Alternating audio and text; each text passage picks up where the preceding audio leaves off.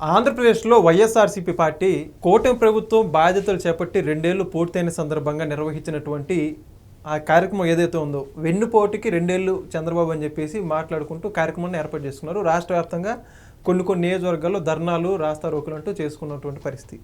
అయితే అవి ఎలా జరిగాయో ప్రత్యేకంగా చెప్పుకోవాల్సిన అవసరం లేదు. వాళ్ళే దాడులు చేసుకోవడం, తిరగబడడం ఇవన్నీ కూడా జరిగినటువంటి పరిస్థితి. మరి మొత్తానికి ఇది అంశానికి సంబంధించి పూర్తి విషయాలు తెలుసుకోవడానికి మనతో పాటు ఉన్నారు ఆంధ్రప్రదేశ్ రాష్ట్ర కమ్మ కార్పొరేషన్ డైరెక్టర్ అడిసిమిల్లి శ్రీనివాసరావు గారు. సార్ నమస్కారం అండి. నమస్కారం సార్, మొత్తానికి నేను రోజున వెన్నుపోటుకి 2 ఏళ్లు చంద్రబాబు ఆంధ్రప్రదేశ్ రాష్ట్ర ప్రజలకు వెన్నుపోటు పొడిచారని చెప్పేసి వాళ్ళు ధర్నాలు ఇవన్నీ చేశారు. జగన్మోహన్ రెడ్డి గారు ఎక్కడా గ్రౌండ్లో కార్యక్రమాలు ఎక్కడా కనపడలేదు, కానీ వాళ్ళకి సంబంధించిన అంబటి రాంబాబు మళ్ళీ అదే రీతిలో ఆయన విరుచుకుపడడం. కొన్ని చోట్ల అయితే నిజంగా కృష్ణా జిల్లాలో దున్నపోతుకు సంబంధించి వాళ్ళు ర్యాలీ చేస్తుంటే ఆ దున్నపోతు అక్కడ వాళ్ళందరి మీద దాడి చేయడం, అది అదుపు తప్పి అంతా కూడా అయింది. ఈ అంశం గురించి మీరేమంటారు? ఇప్పుడు నిన్న వాళ్ళ కార్యక్రమంలో జనాలు బాగానే పోగేసుకున్నారండి. పోగేసుకున్నారా? బాగానే పోగేసుకున్నారు, పర్లేదు. ఓకే, ఆ మాత్రం పోగేసుకోగలిగారంటే చాలా గ్రేట్, చాలా గ్రేట్. ఓకే, మరి వాళ్ళు ఎలా తెచ్చుకున్నారో తెలియదు, కానీ దానికి కారణం ఏంటి చెప్తాను నేను. ఆ మాత్రం రావడానికి కారణం ఏంటి చెప్తాను. అయితే వీళ్ళు వెన్నుపోటు ఇలాంటి మాట్లాడకుండా ఉంటే మంచిది. ఎందుకంటే ఈ రాష్ట్రంలో అసలు సిసల వెన్నుపోటుదారుడు జగన్మోహన్ రెడ్డి, వాళ్ళ నాన్నగారు రాజశేఖర రెడ్డి. ఓకే, ఎందుకంటే రాజశేఖర రెడ్డి గారు రెడ్డి కాంగ్రెస్లో గెలిచి 78లో ఆ పార్టీకి ఎదరి నుంచి వెనకాల నుంచి కూడా పొడి చేసి ఆ కాంగ్రెస్లోకి వచ్చేసాడు. తర్వాత ఆయన ముఖ్యమంత్రి చేశారు ఇక్కడ ఈ ప్రజలు, ఆంధ్రప్రదేశ్ ప్రజలు నమ్మి చేస్తే తెలంగాణ ఉద్యమం, తెలంగాణ రాష్ట్ర సమితితో పొత్తు పెట్టుకుని తెలంగాణకు నేను అనుకూలమని చెప్పి 2004లో అతను అధికారంలోకి వచ్చిన తర్వాత ఆ తెలంగాణ రాష్ట్ర సమితి వాళ్ళకి వెన్నుపోటు పొడిచి ఆ పార్టీని చీల్చి వాళ్ళకి మంత్రులు ఇచ్చాడు, వాళ్ళు చేర్చుకుని. తర్వాత 2009 ఎన్నికల్లో తెలంగాణ ప్రాంతం ఎన్నికలు అయిపోయిన తర్వాత నంద్యాలలో మీటింగ్ సాయంత్రం 5 గంటల దాకా చూసుకుని, 5 గంటల పోలింగ్ టైం అయిపోద్ది కదా, ఈ టైం చూసుకుని తెలంగాణ హైదరాబాద్ వెళ్ళాలంటే వీసా కావాలంటున్నారు వీళ్ళు అన్నాడు, ఆంధ్ర వాళ్ళని రెచ్చగొట్టడానికి. అది ఎంత పెద్ద వెన్నుపోటు అండి. దాని గురించి ఈ తెలంగాణ వాళ్ళు మాట్లాడరు, ఇప్పుడు ఈ వెన్నుపోటు అని మాట్లాడే వాళ్ళు మాట్లాడరు. అంతకన్నా వెన్నుపోటు ఉంటుందా? అదే కదా, అంటే మర్చిపోయారంటారా? ఎందుకులే అని కాదు, అదే సెలెక్టివ్ ఎమ్నిషియా అంటారు దాన్ని. దాన్ని ఉద్దేశపూర్వకంగా మర్చిపోతారు. ఈ తెలంగాణ వాళ్ళందరూ చంద్రబాబు గారి మీద ఎడుతుంది సరిపోద్ది.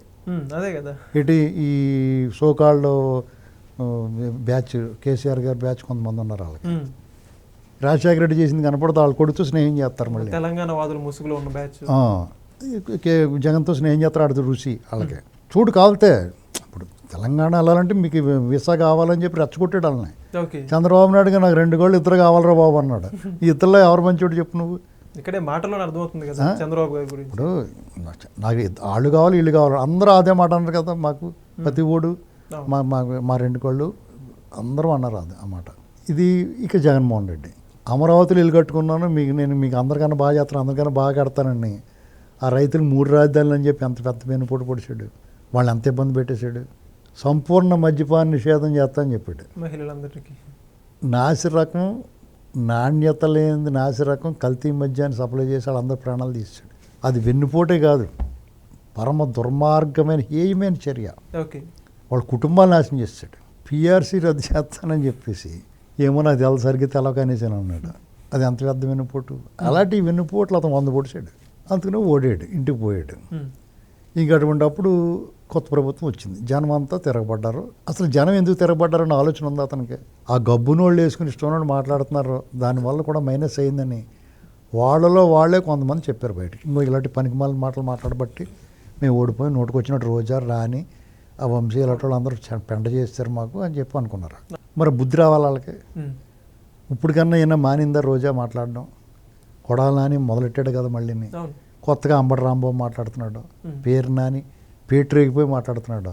వాళ్ళకి చెప్పాలి కదా, ఒరే మనకి గోప వాసిపోయింది, మనకి జనం కొట్టారు, మనకు బుద్ధి రావాలా, ఇంకా మీరు ఎలా మంచిగా మాట్లాడరా, కనీసం నటించండిరా బాబు అని చెప్పాలి కదా.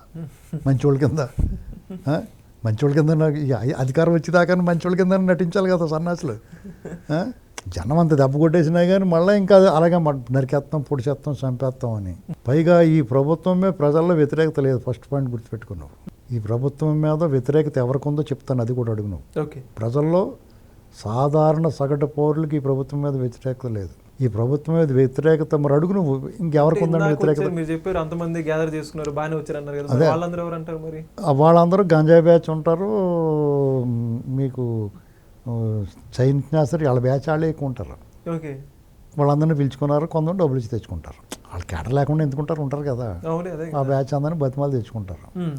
అయితే దాన్ని వాళ్ళు ఈ ప్రభుత్వాన్ని ఏది విమర్శించాలో అది విమర్శించడం మానేసి వాళ్ళు నోటికి వచ్చినట్టు మాట్లాడదాం మొదటి రావడగాడు. ఓకే, చంద్రబాబు గురించి మాట్లాడతాడు అమ్మటి రాంబాబు. చంద్రబాబు గారిని నువ్వు విమర్శించు, పోలవరం బేకట్టేవయ్యా అని అడుగు, లేకపోతే ఇంకోటి ఏదైనా బాగా డబ్బులు ఇంకా డెవలప్ చేసి అని అడుగు. ఏదో డిమాండ్ చేయలేదు, ఇంకోటి ఏదైనా ఇమ్మని. ఒక్కడన్నా చంద్రన్న బీమాలు ఆడిది ఇచ్చే కదా గతంలో, ఇప్పుడు ఇవ్వలేదని అడగచ్చు కదా, చంద్రన్న బీమా ఇమ్మని అడగచ్చు కదా, మంచి పథకం అది. పోనీ ఇంకో పేరు పెట్టి ఇమ్మని అడగచ్చు కదా. అలాంటివి అడగడం ఎవడున్నాయి. ఊరికే చంద్రబాబు గారిని వయసు అయిపోయింది, ఇప్పుడు పోతాడో తెలియదు, బీపీ వచ్చేది, ఇలాంటి మాటలు. కొడాలనేమో గండ్రగోటలు మాకు గొడ్డలు పట్టి గొడ్డలు ఇచ్చి నరికేస్తాం అంటున్నాడు. మీది పరశురామ గొడ్డలు, పరశురామ గొడ్డలు కాదు, బాబాయ్ నరికేసిన గొడ్డలు ఇది. ఈ గొడ్డలు పోల్చకూడదు, అలా పోల్చుకుంటున్నాడు అతను. మరి బాగానే గుర్తుంది ఆడికి, అక్షరం పొట్ట కొత్త అక్షరముకు రాదు కానీ ఇవన్నీ బాగానే గుర్తున్నాయి, ఇలాంటివన్నీ బాగానే చెప్పాడు. వాళ్ళు ఇంక చివరికి వచ్చేటోడికి వాళ్ళు కొట్టేసుకున్నారు. ఇంకో పక్కన దున్నపోతులేమో కుమ్మేసిపోయి నందిగామలో ఉన్నాయి. అన్ని చోట్ల ఇలాంటి ప్రాబ్లం నూజివీడులో కూడా జరిగింది, ఇలాగా చాలా చోట్ల జరిగినాయి ఇలాగా. అయితే అనంతపురంలో అయితే ధర్మవరం దగ్గర వాళ్ళు ఏదో తెలుగుదేశం వాళ్ళు ఏదో బస్సుల కార్యక్రమానికి వెళ్తుంటే వాళ్ళని అడ్డుకుని వాళ్ళ మీద దాడి చేయబోయారు. అందులో కొంతమంది వైసీపీ నాయకులు వాళ్ళని ఆపుతున్నారు, వాళ్ళకి తెలుసు తర్వాత సీన్ ఎలా ఉంటుందో, దాని పర్యవసానం ఎలా ఉంటుందో తెలుసు కాబట్టి ఉద్దర బాబు నాన్న తీసుకెళ్తాను, ఎందుకంటే తీసుకెళ్ళి కుమ్మేస్తారన్న భయం వాళ్ళకి.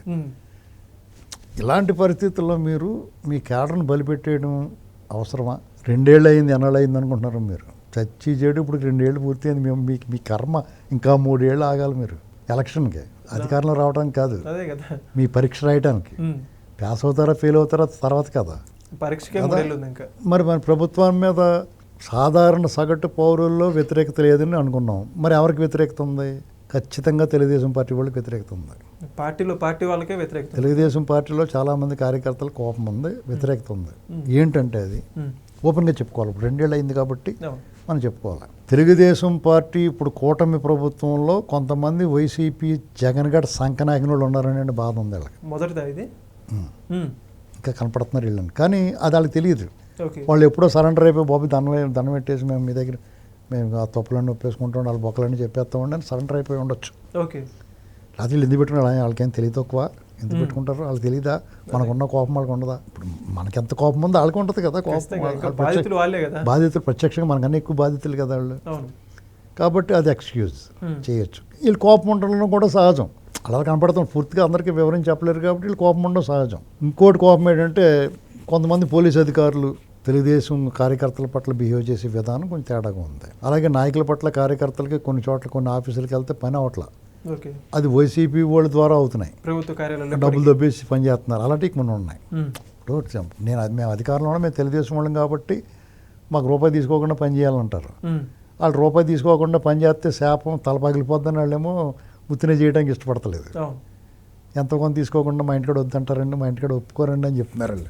ఎంతో కొంత తీసుకుంటేనే చేస్తారు. అది ఎవడన్నా ఒకటి, అది తెలుగుదేశం ఉన్నా కాంగ్రెస్ ఉన్నా ఏ పార్టీ రూలింగ్లో ఉన్నా ఎంతో కొంత తీసుకోకుండా పని చేయరాడు. నువ్వు పని చేయించుకోవాలంటే నీకు నేనైనా ఎప్పుడైనా వెళ్తే నీకు ఏం కావాలో తీసుకుని చేసేవే బాబు నిజంగా చెప్తున్నాను నేను. ఎందుకంటే అలాగైపోయింది. అది ఒక బాధ ఉంది. మెయిన్ రెవెన్యూ డిపార్ట్మెంట్ ఇంకంత చండాలం ఇంకెక్కడ లేదు. రిజిస్టర్ ఆఫీసులో పేపర్లో వచ్చేస్తున్నాడు ఎవడో, అక్కడే కూర్చొని టెస్ట్ చేసి ఎంత దుబ్బేసినా కానీ మళ్ళీ ఆడు కొన్నాళ్ళు సస్పెండ్ చేస్తే మళ్ళీ వచ్చి అక్కడే ఉన్నాయంట. ఇలాంటి వార్తల్లో బయట కనపడుతూ ఉంటాయి. దీనికి తోడు కొంతమంది పనుగట్టుకుని విష ప్రచారం చేస్తున్నారు. ఎవరో టీడీపీ వాళ్ళే. టీడీపీ మొన్న 2024లో పార్టీ గెలవడానికి సహకరించి పార్టీ కోసం సోషల్ మీడియాలోనూ బయట కూడా కష్టపడిన వాళ్ళు పనిగట్టుకుని చంద్రబాబు నాయుడు గారు చొక్కా మడతెట్టుకున్నాడో లేకపోతే తలతో సరిగ్గా దూకలేదని కూడా మాట్లాడుతున్నారు. ప్రతి దానికి నెగిటివ్, ప్రతి అంశంలో నెగిటివ్గా మాట్లాడుతున్నారు.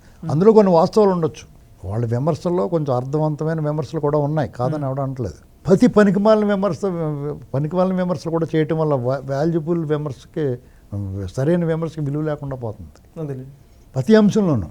కొన్ని అమరావతి పనులు ఇలాంటివి కొన్ని ఉన్నాయంటే అది ప్రాక్టికల్గా ఎంతో కష్టమైన పనులు ఉంటాయి కొన్ని, దాన్ని కూడా విమర్శించడం అర్థం లేకుండా ఉంది. అలాగా వాళ్ళకి అసంతృప్తి ఉంది. వాళ్ళు అనుకుంటున్నారు మాకు వెన్నుపోటు పొడిచారని. ఇప్పుడు ఒక ఊళ్ళో కార్యకర్త ఉంటాడో వాడు మా పార్టీ అధికారంలోకి వచ్చాం కూడా ఎమ్మెల్యే వెళ్ళి ఇంకొక ఎవరన్నా తెచ్చిపెట్టుకున్నాడు కదా. ఇప్పుడు సపోజ్ ఏ వైసీపీ నుంచి వచ్చినోడు ఉంటాడు, ఆ వైసీపీలో ఉన్న వాళ్ళని పెట్టుకుంటాడు కదా, అలవాటైన వాళ్ళని, అదిగో వాళ్ళని పెట్టుకున్నాడు అంట. అది వెన్నుపోటు అంటే. అంతేగాని ప్రజలకి ఏం వెన్నుపోట్లే, ప్రజలు బ్రహ్మాండంగా ఉంది. అందంగా 4 ఏళ్ళు పెన్షన్ అని తీసుకుంటున్నారా, పొద్దున్న వెళ్ళి ఇచ్చేస్తున్నారు ఇంటికి. 9 ఇంట్లో నేను ఒకసారి ఇస్తానికి వెళ్తే 9 గంటలు దాటిన తర్వాత పెన్షన్ ఇస్తానికి ఎవరు లేరు. నేను కొంచెం లేట్గా వెళ్ళాను, హైదరాబాద్ నుంచి వెళ్ళేటప్పుడు లేట్ అయింది. అప్పటికే అందరికీ అయిపోయినాయి. వెతికి పట్టుకుని 2-3 ఇచ్చి వచ్చాను. అలా పార్టీ ఆఫీస్ నుంచి చెప్పారు కాబట్టి ఇలాగ ఉంటుంది. చాలా పథకాలు అందుకు కొత్తగా పెన్షన్లు ఇవ్వాలి, దానికోసం చూస్తున్నారు. రైతులు కొంచెం ఈ రెవెన్యూ డిపార్ట్మెంట్కి సంబంధించి రైతులు ఇబ్బంది పడుతున్నారు కొన్ని చోట్ల. మైన్యూటే, ఇప్పుడు తక్కువే ఉంటుంది ఇబ్బంది, కానీ అది ప్రచారం ఎక్కువ అవుతుంది. ఆ ప్రచారం ఎందుకు ఎక్కువ అవుతుంది, వీళ్ళు ఎవరిని ఏమంటలేదు కాబట్టి వాళ్ళు నోటికి వచ్చినట్టు మాట్లాడుతున్నారు. ఆడకుండా గిబ్బి ఎత్తుంటే నోరు మూసుకొచ్చుంటారు. ఇప్పుడు వైజాగ్లో స్టీల్ ప్లాంట్లో అంత పెద్ద ప్రమాదం జరిగింది. మరి ఎప్పుడైనా జగన్మోహన్ రెడ్డి అయ్యాలో ఎవడన్నా నువ్వు బయటకు వచ్చి నోరెత్తారా? ఇప్పుడు వచ్చాడు ఎంత దారుణమైన మాటలు మాట్లాడారు. దానికి కూడా ప్రచారం లభిస్తుంది కదా. తులసి చెందు అంటే ఆవిడెవరో ఇంతకన్నా పెద్ద ప్రమాదం జరిగితే కుట్ర ఉందంటుంది. ముందే ఆవిడ లోపలేసి కుట్ర ఏంటని అడగాల, నీకు ఎలా తెలిసింది, నీకు ఎవరు చెప్పారండి. ఇలాంటివి అడగటం మానేస్తే ఏమవుతుందంటే కార్యకర్తలకి, నీ కోసం పనిచేసిన కార్యకర్తలకు బాధ రాదా? వాళ్ళు రెచ్చిపోతూ ఉంటారు ఇష్టం అన్నట్టు. వీళ్ళేనో మాట్లాడటానికే మీరు ఆంక్షలు ఉంటాయి. నీ అమ్మ అన్నప్పుడు నువ్వు నీ అమ్మ అనకుండా మీ అమ్మగారండి అనాలంటే ఎలాగంటాం కుదురుతుంది? ఆ అసంతృప్తి పెరిగిపోతుంది ఈ కార్యకర్తలు.